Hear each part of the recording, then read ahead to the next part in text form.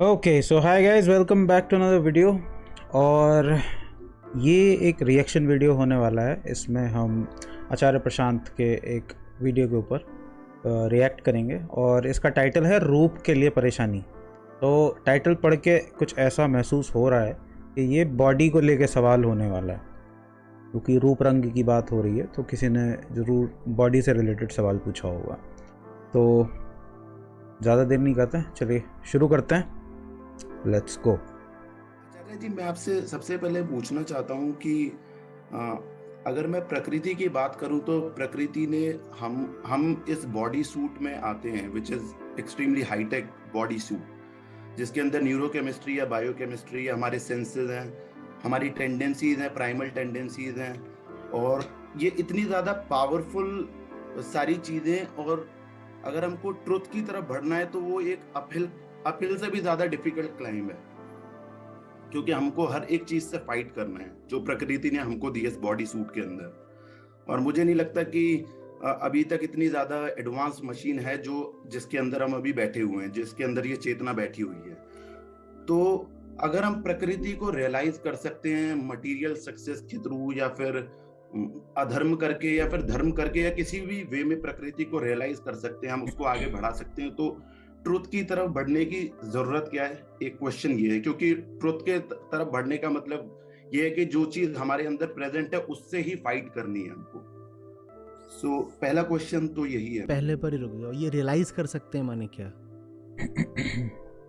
पहले सवाल क्लियर कर दो। रियलाइज मतलब जान सकते हैं हम ट्रुथ को। अरे तुमने भी कहा प्रकृति, तुमने कहा प्रकृति को रियलाइज कर सकते हैं, तो उसका मतलब क्या? काम कर सकते हैं, हम मटेरियल को भोग सकते हैं, या फिर जो भी इस संसार में जो भी चीजें हैं उसको एंजॉय कर सकते हैं, इंस्टेड ऑफ अपनी ही जो ईगो को काउंटर करना, अपनी ही टेंडेंसीज को काउंटर करना, अपनी ही बाइसेस को काटना। उसकी वजह हम जो चल रहा है उसी में हम एंजॉय करें। तो कर लो अगर कर सकते हो। किसने रोका? किसी ने रोका थोड़ी है। वही तो कर रहे हो, इसके लिए सवाल पूछने की क्या जरूरत है? ये तो वैसे भी आदमी कर ही रहा है। जी, बट मेरा इंक्लिनेशन इसी तरफ है कि मेरे को ट्रुथ की तरफ जानना है। बट मैं ये जानना चाहता हूँ कि प्रकृति ने जो चीज हमको दी है और जिस तरफ हमको जाना है वो टोटली ऑपोजिट डायरेक्शंस हैं। तो इसमें कई बार हमारी जो इंक्लिनेशन होती है इजी पाथ की तरफ होती है कि चलो मजे ही कर लो instead of fighting your own. अरे मजे हो रहे हो तो कर लो ना, हो कहाँ रहे हैं? जी, निचले स्तर पर जो नीचे स्तर की जो ईगो, हाँ, उस निचले स्तर पर ही, किसी भी स्तर पर तुमको मजा आ रहा हो तब ना करोगे, मजा आ नहीं रहा तो कैसे कर लोगे? ऐसी सी बात है कि किसी अगर मज़ा आ रहा होता तो आप ये सवाल ही नहीं पूछते। यहीं से ही आता है, क्योंकि बेचैनी है ना अंदर। अगर आप मज़ा आ रहा होता तो इस सवाल की ज़रूरत ही नहीं थी, कोई सुनता ही क्यों इस आदमी की। गटर में डाल दो तो बोले चलो पार्टी करते हैं, कर सकते हो तो कर लो। ये एक तरह का चैलेंज है कि कर सकते हो तो कर लो, पर लौट के तो इधर ही आना पड़ेगा तुमको। ने की कोई मनाही नहीं है, कर नहीं सकते ना। हाँ, जब माया आचार्य जी या फिर जो भी हमारे देख दिखावा जो होता है, जब वो पूरे जोर पर होता है उस पर्टिकुलर मोमेंट पे ऐसा ही लगता है कि हम ही राजा हैं, हम ही मजे कर रहे हैं, और कई बार मुश्किल हो जाता है उसको काउंटर करना। वो मज़े भी इसीलिए कर रहे हो क्योंकि तुम पहले से ही दुखी हो। दुखी आदमी मज़ा मांगता है, दुखी आदमी प्लेजर के पीछे भागता है। तो दुख जो है वो एग्जिस्टेंस में ही छुपा हुआ है। तुम कुछ भी कर, तुम आदमी इस चीज़ को देखता ही नहीं कि मैं कुछ भी कर लूँ लेकिन अंत में मैं दुखी हो जाता हूँ फिर से। वो बेचैनी, कुछ भी कर लो, खा लो, पी लो, नशे में डुबा दो अपने आप को, लेकिन वो बेचैनी जब उससे बाहर निकल के आओगे थोड़ी देर बाद वो नशा उतरेगा। वो नशा कैसा भी हो सकता है, खाने का हो, पैसे का हो, शराब का हो। जब वो नशा उतरेगा तो वो देखता है कि वो दुख वहीं का वहीं खड़ा हुआ है, वो कहीं गया ही नहीं। पार्टी में किसी ऐसे को बुला लो जो पार्टी खराब कर दे। परमानेंट सॉल्यूशन किसी को देकर रखो। जी, जब जानते हो कि व्यर्थ की पार्टियों की ओर बड़ा रुझान है अपना, पहले से ही पता है कि माया हावी हो जाती है और इधर उधर भटकाती है, तो पहले से ही इंतज़ाम करके रखो कि जब भटकेंगे तो ऐसे सुधर जाएंगे।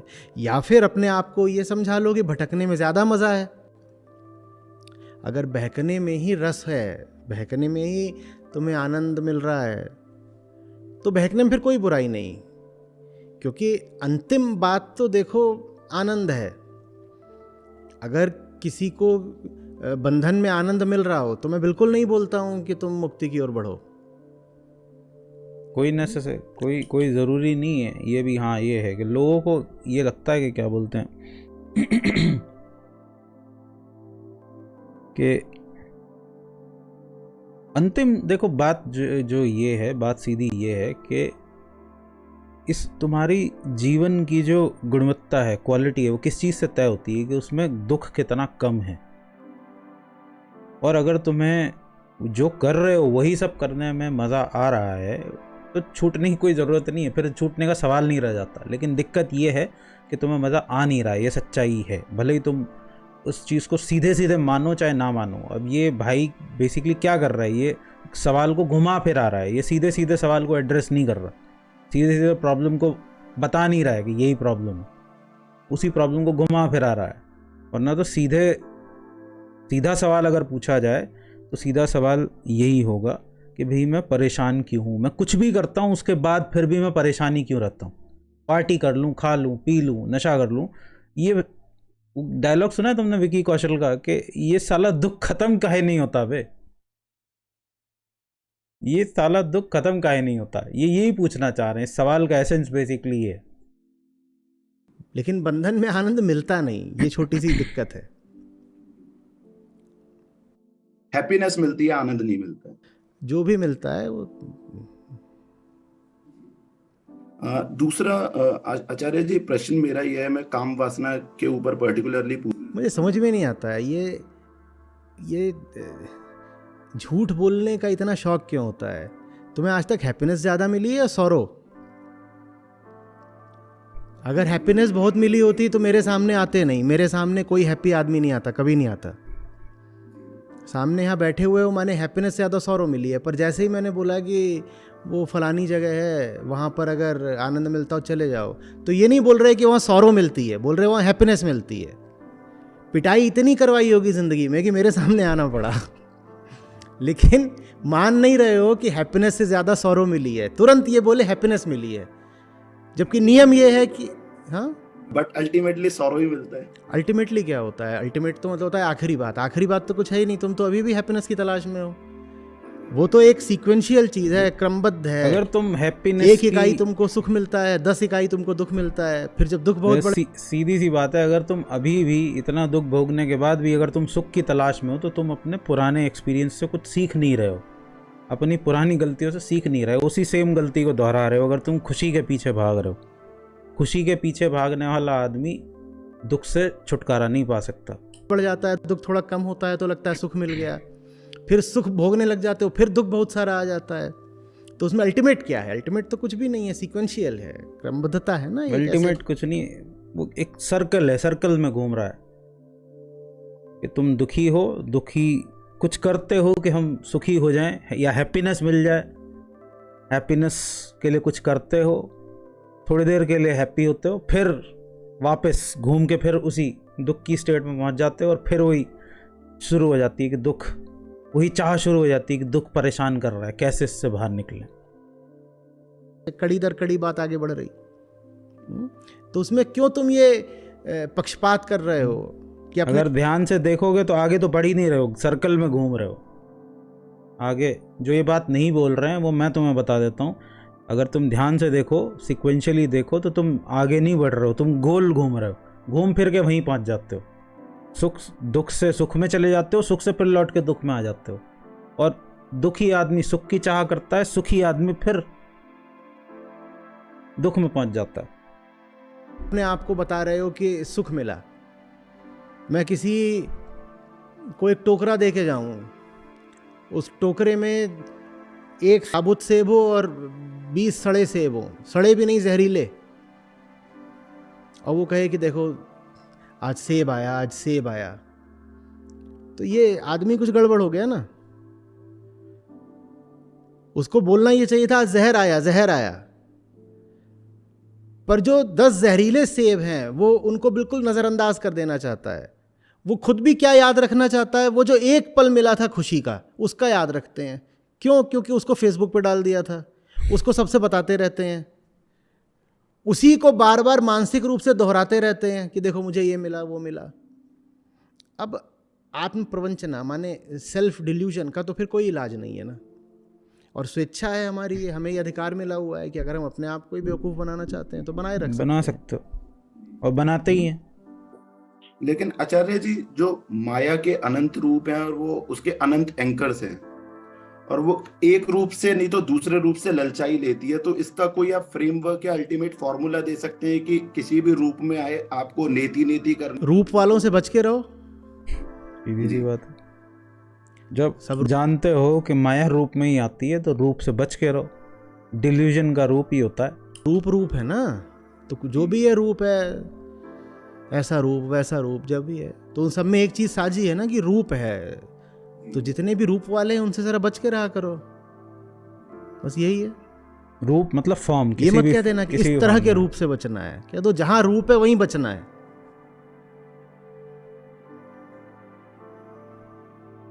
जी, काम वासना में होता ये है कि इतनी देर से यहीं आना था, पता था। हाँ बोलो। बट एक पर्टिकुलर पॉइंट तक बिल्डअप होता है और उसके बाद हम जब भोग लेते हैं उसके बाद फिर रियलाइज होता है, और ये सीक्वेंशियली है, ये होता है। फिर एक डोपामिन हिट मिलता है, मजा आता है, फिर विड्रॉल होता है, फिर मिलता है, फिर विड्रॉल, ये कॉन्टिन्यूसली चलता रहता है। और जब वो पदार्थ बॉडी में बढ़ता है या फिर आप कुछ भी जो वो एक पर्टिकुलर जो मोमेंट होता है उस पर नहीं कंट्रोल होता, तो उस और अगर उसको सप्रेस करते हैं तो उसके दूसरे साइकोलॉजिकल अलग तरीके से मैनिफेस्ट करता है, whether it is frustration, anxiety, कुछ भी चीज हो सकती है। तो इसको कैसे हम मैनेज करें, कर क्या सकते हैं? हैंडल कैसे करें? देखो, आखिरी इलाज तो उसका ये है असली सवाल। इनका जो इशू है वो मेन ये है, सेक्स से रिलेटेड। यही होता है कि समझदार हो जाओ बिल्कुल, पर वो आखिरी इलाज बहुत काम का नहीं होता। ठीक है, तो जो व्यवहारिक इलाज है उसको मैं बहुत बार बोल चुका हूँ। अपने ऊपर इतने सारे सही कर्तव्य ले लो कि मौका ना मिले बहकने का। बहकने की वृत्ति तो रहेगी, पर वृत्ति को भी तो काम करने के लिए जगह चाहिए ना, अवसर चाहिए। उसे मौका मत दो। चोर भी चोरी करने के लिए क्या मांगता है? रात, सुनसान जगह, अकेलापन। ये तरीका डेल कार्नेगी की किताब में भी है। जो डेल कार्नेगी है वो बेसिकली क्या बोलते हैं, एक स्टोरी शेयर करते हैं कि एक बंदा था, मैं जल्दी बता देता हूँ। एक बंदा था, उसका जो जवान बेटा था कम उम्र में ही मर गया था, तो उसे बहुत दुख था, उसे समझ में नहीं आता था कि मैं क्या करूँ। तो उसकी लड़की आती है, बेटी थी, छोटी थी, वो बोलती है मुझे एक प्रोजेक्ट बनाना है, प्रोजेक्ट में एक बोट बनानी है। तो उसका मन तो नहीं था, लेकिन फिर भी वो बच्ची की मदद करने के लिए उसको कि भाई इसको बुरा लगेगा, इसको बुरा ना लगे, तो वो बोट बनाने लगता है उसके साथ। तो बोट बनाते बनाते ही उसे 3-4 घंटे का टाइम लगता है वो बोट बनाने में, पूरा बोट का प्रोजेक्ट ख़त्म करने में। तो उस 3-4 घंटे के लिए उसका ध्यान अपने बेटे के दुख से हट जाता है पूरी तरीके से। तो उसको ये चीज़ रियलाइज़ होती है कि अगर मैं अपने आप को बिज़ी कर लूँ, कहीं मैं अपने आप को ऑक्यूपाई कर लूँ किसी प्रोडक्टिव चीज़ के साथ, ऑक्यूपाई ऐसे नहीं कि किसी भी चीज़ में बिज़ी कर लूँ, किसी प्रोडक्टिव चीज़ के साथ अगर मैं ऑक्यूपाई कर लूँ तो मैं दुख से बच सकता हूँ। और वो यही करता है, फिर वो लिस्ट बनाता है, वो बैठता है और सारे अधूरे कामों की लिस्ट बनाता है कि क्या क्या चीज़ करने के लिए पेंडिंग है, और वो अपने आप को उन कामों में बिज़ी कर देता है, और वो इस तरीके से अपने बेटे की मौत के दुख के सदमे से बाहर आता है। ये स्टोरी उन्होंने शेयर की है अपनी बुक में। चौकी से, थाने से दूरी। तुम ऐसी जगह हो जाओ जहाँ चौकी थाना पास में हो। तुम सुनसान जगह पर पाई मत जाओ। चोरी करोगे कैसे? भीतर चोर बैठा रहेगा पर वो घुटता रहेगा, उसको चोरी करने को मिलेगा नहीं। याद है वो एक था वीडियो में, तो वो स्त्री का लाना। अभी समय नहीं है, भीतर कोई बैठा है जो ये नहीं बोल पाएगा कि मत आना, लेकिन अभी समय नहीं है तो बोलेगा कल आना। ऐसी कल कल कल कल करते रहो। वो कल कभी आता नहीं। और फिर अगर किसी दिन फंसी जाओ मान लो, तो इतनी तो फिर बुद्धि रखो कि उसमें अपने समय और ऊर्जा का जो न्यूनतम निवेश संभव हो उतना ही करो।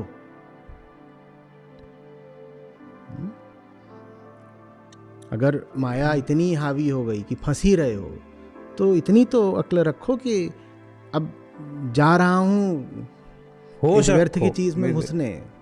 बेसिकली बुद्ध भी ये कहते थे कि अगर तुम माया में उतर भी रहे हो, मतलब वासना में उतर भी रहे हो, तो जरा होश रख के उतरो, अपने होश को बनाए रखो। तो कम से कम पूरा ही लुट करके तो वापस न लौटूं, कुछ तो होश कायम रखूं। देखो, ये सारे प्रश्न हमें पूछने इसलिए पड़ते हैं क्योंकि हमारे जीवन में सही काम और सही संगत, ये दो चीजें अनुपलब्ध होती हैं। बेसिकली ये सही काम और सही संगत का मतलब क्या है, हमें ये नहीं पता कि बेसिकली अपने लाइफ को किसी कंस्ट्रक्टिव चीज़ में लगाएं कैसे, उसे कहते हैं सही काम। कुछ कंस्ट्रक्टिव बिल्ड करने में लगाएं कैसे, और उसी के लिए साथ की ज़रूरत पड़ती है। मान लो आप एक प्रोडक्ट बिल्ड करना चाहते हो, या एक बिजनेस बनाना चाहते हो, या कोई कम्युनिटी बनाना चाहते हो, तो उस तरफ अपने आप को ले जाएं कैसे, क्योंकि ये मुश्किल काम है। किसी बिजनेस को खड़ा करना, कुछ बनाना, कोई कम्युनिटी बनाना, ये मुश्किल काम है।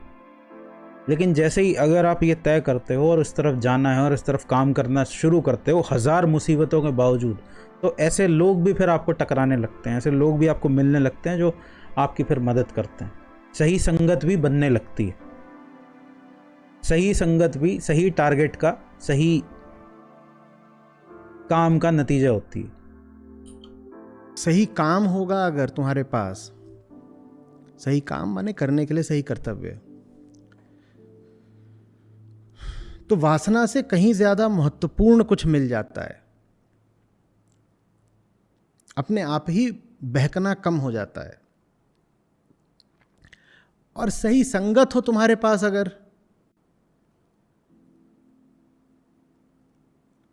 तो फिर शारीरिक संपर्क में भी कोई बुराई होती नहीं है। वरना तो हमारे पास सही काम है, न सही संगत है। संगत की तो भूल ही जाओ। अब उसके बाद वासना परेशान नहीं करेगी तो क्या करेगी। और एक बात और, ये दोनों चीज़ें जब मिलती हैं तो आमतौर पे साथ ही मिलती हैं। सही काम और सही संगत एक साथ चलेंगे। गलत काम क्योंकि ये दोनों चीज़ें, सही काम और सही संगत, एक दूसरे को धक्का मारती हैं। सही संगत में ही आप सही काम कर सकते हो, या सही काम के लिए सही संगत चाहिए, ऐसे समझ लो इसे। तो गलत लोगों की संगति ही मिलेगी ना। और अगर गलत संगति है तो तुम्हें गलत काम की ओर ढकेलेगी भी। अगर तुम गलत संगति में हो तो समझ जाओ ये तुम्हारे दिमाग की तरफ ही इशारा आता है कि आदमी की जैसे ही बुद्धि होती है ना, वो वैसी संगत में अपने आप पहुंच जाता है।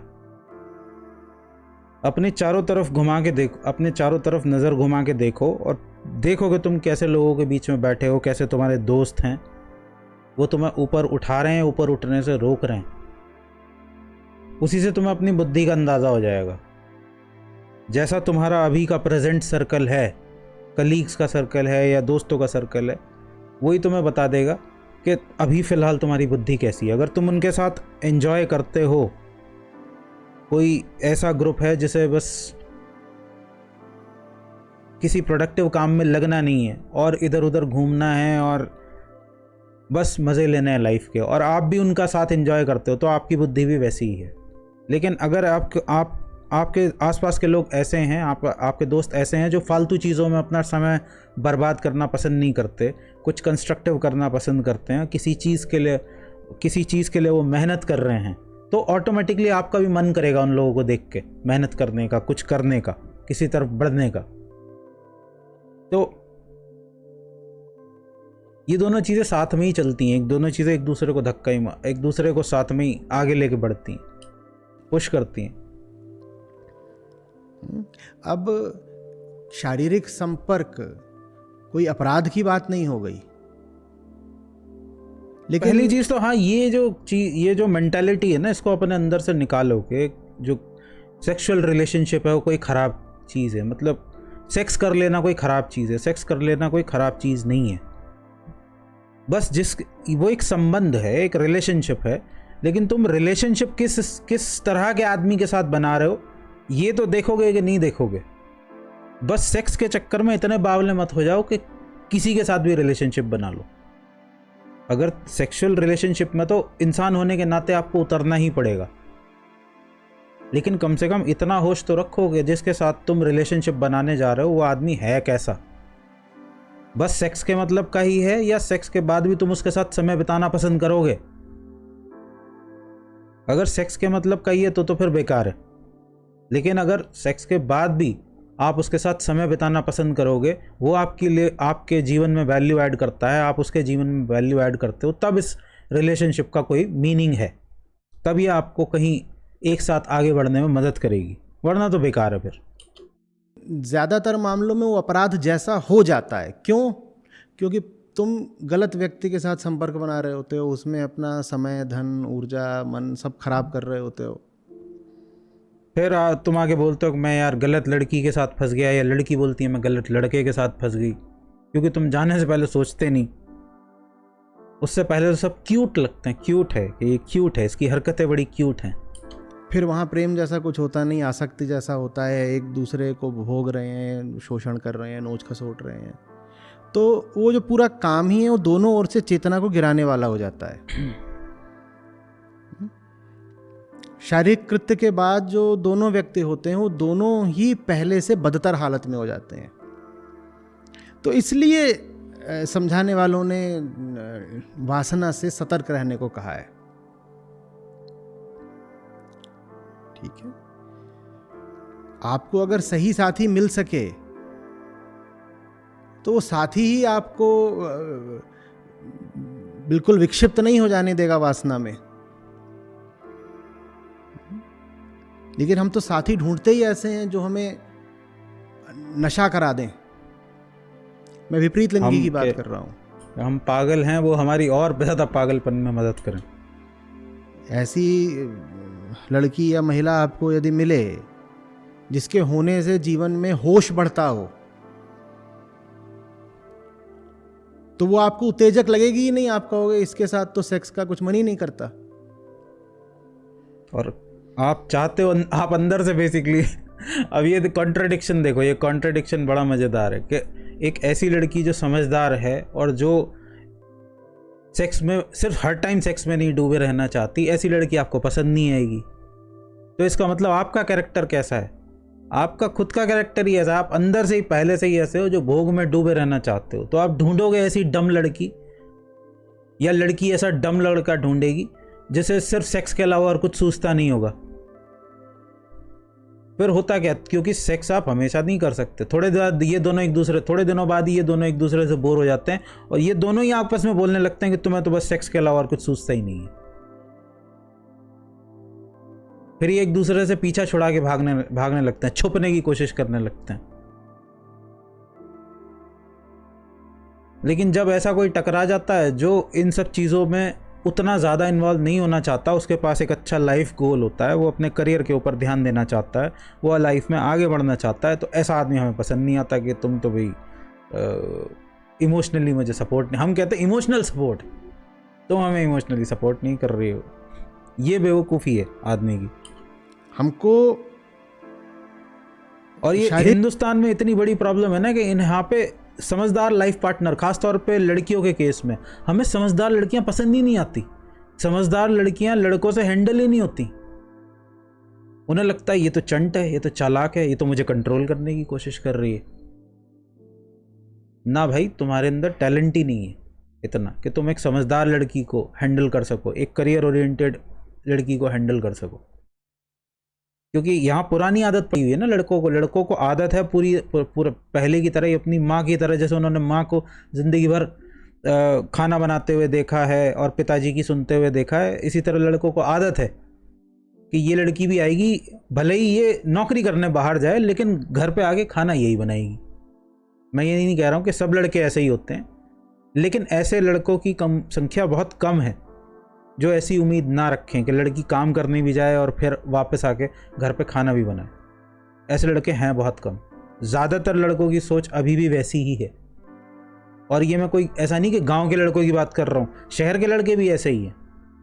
पढ़े लिखे, सो कॉल्ड पढ़े लिखे मेट्रो सिटीज़ के लड़के भी ऐसे ही हैं। वो भी यही उम्मीद रखते हैं अपने पार्टनर से, अपनी वाइफ से कि वो काम करने भी जाए बाहर, क्योंकि महंगा सिटी है, खर्चे शेयर करने हैं, तो वो बाहर काम करने भी जाए और वापस आके फिर वो अगर बच्चा है तो बच्चे को भी संभाले और घर का जो काम है वो काम भी करे। तो ये प्रॉब्लम बेसिकली जो है वो सोसाइटी की प्रॉब्लम है। सोसाइटी का स्ट्रक्चर ही ऐसा है कि इसी तरह के लोग पैदा हो रहे हैं कि जो समझदार लोगों को, लड़का हो या लड़की हो, समझदार लोगों को हैंडल नहीं कर पाते हो। शारीरिक संपर्क के लिए भी ऐसा व्यक्ति चाहिए होता है जो एकदम हमारी चेतना नष्ट कर दे, हमें नशे में डाल दे। जितना वो नशे में डाल दे उतना वो हमको प्यारा लगता है। प्रेम का अर्थ होश होना चाहिए, प्रेम का अर्थ नशा बन गया है। प्रेम का अर्थ होश ही है, लेकिन हमने प्रेम के नाम पे कुछ और समझ लिया है, किसी और चीज को हम प्रेम समझे बैठे हैं। और प्रेम का अर्थ जब नशा हो जाएगा तो फिर प्रेम एक समस्या बन के खड़ा हो जाता है। फिर उसको आप लेकर के आते हैं कि वासना एक समस्या है। अगर आप सही संगति में होते तो वासना समस्या नहीं होती। वासना दो व्यक्तियों के बीच होता एक और संगति से मतलब समझ लो, संगति से जब ये कह रहे हैं ना बार बार तुम्हारी संगति सही नहीं है, तो अगर तुम्हारी संगति सही नहीं है तो इसका मतलब तुम इंसान भी सही नहीं हो। सही इंसान ही सही संगति चुनता है। सही इंसान ही, संगति चुनने वाला पहले आता है, संगति बाद में आती है। अगर तुम्हारी संगति खराब है इसका मतलब यह है कि संगति चुनने वाला पहले से ही खराब है। अंदर उसके अंदर इतनी क्षमता नहीं है कि वो सही चुनाव कर सके, सही सिलेक्शन कर सके। इसलिए वो हर बार वो गलत लोगों के बीच में फंस जाता है। बाहर जो ग्रुप है उसकी इतनी बड़ी रिस्पॉन्सिबिलिटी नहीं है जितनी तुम्हारी है। तुम आदमी गड़बड़ हो, इस चक्कर में बार बार गलत लोगों के बीच में फंस जाते हो। सहज काम होती, एक स्त्री है एक पुरुष है और उन दोनों में स्वस्थ संबंध है, दोनों ऊंची बुद्धि ऊंची समझ रखते हैं। जब वो सब कुछ समझते हैं तो फिर ये भी समझते हैं कि उन्हें अपने शरीरों का क्या करना है। अब उनके लिए वासना एक समस्या नहीं है। तो अपनी पूरी जिंदगी को ही ऊंचा ऊंचा और ऊंचा उठाओ, इसके अलावा कोई समाधान नहीं है। और ऊंचा उठाने की प्रक्रिया में इतने व्यस्त हो जाओ कि बेकार की चीजों के लिए समय ना रहे। सीधी सी बात यही है, या तो सही संगति चुनो या तो सर्कल सही बनाओ, और इसकी शुरुआत तुमसे ही होगी। अगर तुम ये नहीं बोल रहे, लेकिन इसके पीछे जो छुपा हुआ मीनिंग है वो यही है कि सही संगति चुनने या सही लक्ष्य चुनने की शुरुआत भी सही आदमी से ही होती है। पहले जब तक तुम ठीक नहीं होगे तब तक तुम सही लक्ष्य भी नहीं चुन सकते। क्योंकि एक समझदार काम करने के लिए, समझदारी भरा काम करने के लिए, अच्छे लोगों को चुनने के लिए एक अच्छा आदमी भी तो चाहिए। अच्छाई को पहचानने के लिए एक अच्छाई की ज़रूरत पड़ती है। पहले अच्छे आदमी की कद्र भी एक अच्छा आदमी ही कर सकता है। तो अगर चाहते हो कि तुम सही संगति में पहुंचो, सही कर्म तक पहुंचो, सही लक्ष्य तक पहुंचो, ऊंचा कुछ हो तुम्हारे जीवन में, तो पहले अपने आप को फिक्स करना शुरू करो। हर काम की शुरुआत कहाँ से होती है? अपने आप से होती है। अगर तुम्हें हर काम का आउटपुट गड़बड़ मिलता है इसका मतलब कमी तुम में है। लेकिन हम आउटवर्ड बाउंड होते हैं तो हमें सारी कमियां बाहर दिखाई देती हैं अपने आप को छोड़ के। इस पूरे वीडियो का सार यहीं पे ख़त्म होता है। चलो, आप लोगों का क्या सोचना है मुझे कमेंट सेक्शन में लिखकर ज़रूर बताना। अब इस वीडियो को यहीं पर करते हैं एंड। मैं चलता हूँ, मैं मिलूँगा आप लोगों से अगले वीडियो में।